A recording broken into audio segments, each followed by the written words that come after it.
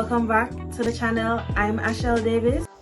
And I am Lisa Davis. And today we're breaking down one of the most legendary TikToks ever.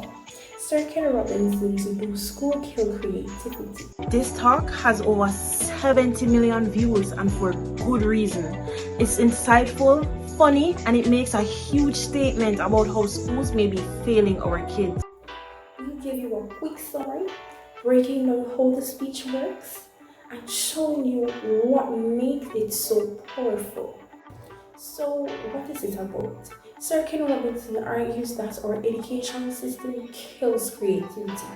He says we treat math and language like they matter most and ignore the arts, dance, and creativity. He uses real life stories and humor to make his points.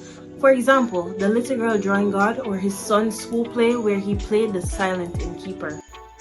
He believes that creativity should be valued as much as literacy, and that if we are not willing to be wrong, we will never create anything original. So today we'll be focusing on these main parts of the speech: attention-getting technique, credibility, thesis or purpose, main points review, alignment with review, final appeal, and closure. Here's a little clipping of the video. I find this very interesting. If you're at a dinner party and you say you work in education, actually you're not often at dinner parties, frankly, if you work in education, you're not asked, and you're never asked back, curiously. That's I think that strikes me. But if you are, and you say to somebody, they say, what do you do? And you say, you work in education, you can see the blood run from their face. They think, oh my God, why me? It's my one night out all week. But if you ask people about their education, they pin you to the wall. Because it's one of those things that goes deep with people. Am I right? Like religion and money and other things. So, I have a big interest in education, and I think we all do. We have a huge vested interest in it, partly because it's education that's meant to take us into this future that we can't grasp.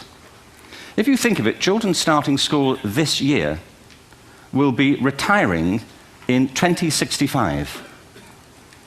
Nobody has a clue, despite all the expertise that's been on parade for the past 4 days, what the world will look like in 5 years' time. And yet we're meant to be educating them for it. So the unpredictability, I think, is extraordinary. And the third part of this is that we've all agreed, nonetheless, on the really extraordinary capacities that children have, their capacities for innovation. I mean, Serena last night was a marvel, wasn't she? Just seeing what she could do. And she's exceptional, but I think she's not, so to speak, exceptional in the whole of childhood. What you have there is a person of extraordinary dedication who found a talent. And my contention is all kids have tremendous talents, and we squander them pretty ruthlessly. So I want to talk about education, and I want to talk about creativity. My contention is that creativity now is as important in education as literacy, and we should treat it with the same status. Thank you. Question 1. What kind of attention-getting technique did Sir Ken Robinson use? He started with a friendly greeting, adding some humor about a previous presentation and a short, light story. Then he hit the audience with a bold statement: creativity is as important as literacy. And it followed up with a powerful statistic, a mixture of humor, storytelling, and a strong idea grabbed the audience right away. Their laughter and reactions showed that they were hooked from the start. Question 2. Did Sir Ken Robinson establish his credibility effectively? Absolutely. He didn't brag, but he slipped in his background through stories and jokes, like the one about Shakespeare being in someone's English class. Question 3. Was the thesis or purpose of the speech clear? Yes, Mr. Robinson made it very clear from the beginning. He argued that the current education system undermines creativity, and he believes creativity should be valued just as much as literacy. He separated it with stories, examples, and thoughtful analysis that kept reinforcing that main idea all throughout. Question 4. Did Sir Ken Robinson preview the main points of the speech? Not in a direct list, but yes, he signaled them clearly. He used smooth transitions and examples to guide the audience. He focused on 3 big ideas: the hierarchy of school subjects, the fear of being wrong, and the need to rethink intelligence. He introduced each one naturally, often with humor and phrases like, "The first problem is..."